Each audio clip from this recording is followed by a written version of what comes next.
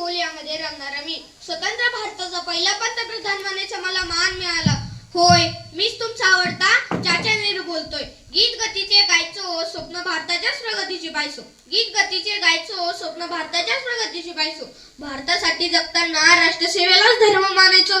भारतासाठी जगताना राष्ट्रसेवेलाच धर्म मानायचो. आज मी तुम्हाला माझ्या जीवनातील काही गोष्टी सांगणार आहे. माझा जन्म 14 नोव्हेंबर 1889 रोजी अलाहाबादमध्ये एका श्रीमंत घराण्यात झाला. माझे पूर्ण नाव जवाहरलाल मोतीलाल नेहरू आहे. वयाच्या 15व्या वर्षी मी शिकायला इंग्लंडला गेलो, पण माझे मन तिथे रमेना, म्हणून मी भारतात आलो.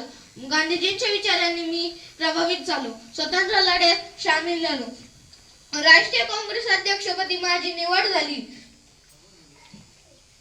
भारत छोडो अभियानाआधी एक दिवस आधी मला तुरुंगात टाकण्यात आले. 11 वर्ष मी तुरुंगात राहिलो. त्या काळात मी पुस्तक वाचन करणे, लेखन करणे, चिंतन करणे यात वेळ घालवला आणि काही पुस्तके लिहिली, जसे की मी अमेरिका नाही, भारताचा शोध अशी पुस्तके लिहिली.